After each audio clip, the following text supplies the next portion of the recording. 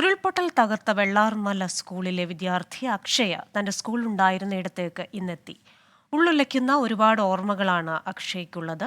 K R. Gopikrishnan തയ്യാറാക്കിയ report കാണാം. ചൂരൽമല ദുരന്തത്തിൽ കാണാതായവർക്ക് വേണ്ടിയുള്ള തിരച്ചിൽ 9ാം നാൾ നടക്കുമ്പോൾ ഇവിടെ ചൂരൽമല പുഴ ഒഴുകിയ ഈ പ്രദേശത്ത് ഇതിപ്പോഴേ ഏറ്റവും നമ്മൾ വാർത്തയിൽ നിറഞ്ഞു നിന്ന വെള്ളാർമല സ്കൂളിൻ്റെ ഒരു സമയത്ത് ഗ്രൗണ്ടായിരുന്നു ഇത്. കുട്ടികൾ പഠിച്ചു കഴിഞ്ഞ ശേഷം കളിക്കാൻ വരുന്നതും അവരുടെ PT നടന്നിരുന്നതും ഒക്കെ ഈ പുഴയുടെ ഓരത്തുള്ള ഈ മൈതാനത്തായിരുന്നു.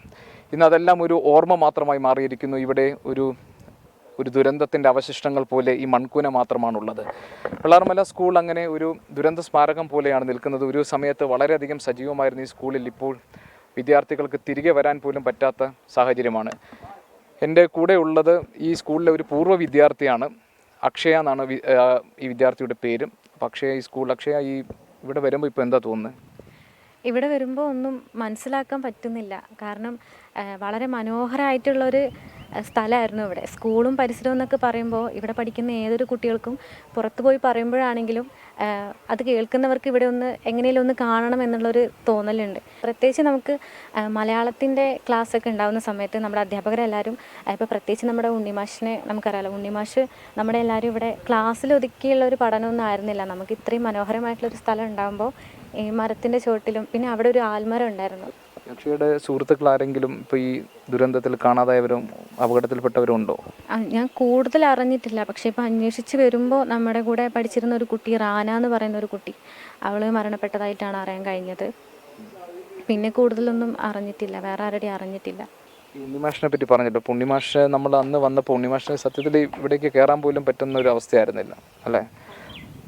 ഞങ്ങളുടെ വിദ്യാർത്ഥികളൊക്കെ ആയിട്ട് വളരെ നല്ല അടുപ്പത്തിലായിരുന്നു, ബന്ധത്തിലായിരുന്നു അല്ലേ ഉണ്ണിമാഷിനെ പറ്റി പറയാനാണെങ്കിൽ നമുക്ക് ഏതൊരു കുട്ടിയോട് ചോദിച്ചാലും മാഷെ പറ്റി പറയാൻ അത്ര പ്രിയങ്കരനാണ് എല്ലാവർക്കും. കാരണം ഒരു അധ്യാപകൻ എന്നതിൽ നിന്ന് മാറി നമുക്ക് ഒരു കുട്ടികളോട് എങ്ങനെയാണ് പഠിപ്പിക്കുന്നുണ്ടെന്നേ ഉള്ളൂ. പക്ഷേ നമ്മളോട് എത്രയും സ്നേഹത്തോടെ നമ്മുടെ വീട്ടുകാരെങ്ങനെയാണോ അതുപോലെയാണ് സാറ് നമ്മളോട് എല്ലാവരോടും പെരുമാറുന്നത്. കുട്ടികളെ പഠിപ്പിക്കുന്നത്, സ്നേഹം കാണിക്കുന്നത്. അതുപോലെ ഓരോ കുട്ടികൾക്കും അവരുടെ കഴിവുകൾ കണ്ടെത്തി അങ്ങനെ മുന്നോട്ട് പോകാനുള്ള മാർഗ്ഗനിർദ്ദേശങ്ങളൊക്കെ മാഷ് നമുക്ക് തരും. അപ്പോൾ ഞാനും മാഷിൻ്റെ ക്ലാസ്സിൽ പഠിച്ചതാണ്. എനിക്കും പ്രിയപ്പെട്ട മാഷായിരുന്നു. അപ്പോൾ മാഷിൻ്റെ ക്ലാസ്സും സ്നേഹമൊക്കെ അങ്ങനെ കണ്ടിട്ടാണ് എനിക്കൊരു അധ്യാപിക ആകണം എന്നൊരാഗ്രഹം ചെറുപ്പം മുതൽ എനിക്കുണ്ടായിരുന്നത്. പിന്നെ എന്താ പറയേണ്ടതെന്ന് അറിയണില്ല. മാഷ് ഉള്ളത് കൊണ്ട് മാത്രമാണ് ഈ ഒരു വെള്ളാർമല സ്കൂള് പുറം ലോകം അറിയാൻ തുടങ്ങിയത്. അങ്ങനെ തന്നെ പറയാം. ഇപ്പോൾ കലോത്സവ വേദികളിലാണെങ്കിലും വെള്ളാർമല സ്കൂളിൻ്റെ ഒരു പേര് പുറം ലോകം അറിയാൻ സാർ ഒരുപാട് കഷ്ടപ്പെട്ടിട്ടുണ്ട്. സ്കൂള് ചിലപ്പോൾ അവർ നിർമ്മിച്ച് തരുമായിരിക്കും. പക്ഷേ ഞങ്ങളെപ്പോലെയുള്ള പൂർവ്വ വിദ്യാർത്ഥികൾക്ക് വെള്ളാർമല സ്കൂൾ എന്ന് പറയുമ്പോൾ ഈ ഒരു സ്ഥാനത്ത് മാത്രമേ സങ്കല്പിക്കാൻ കഴിയുള്ളൂ.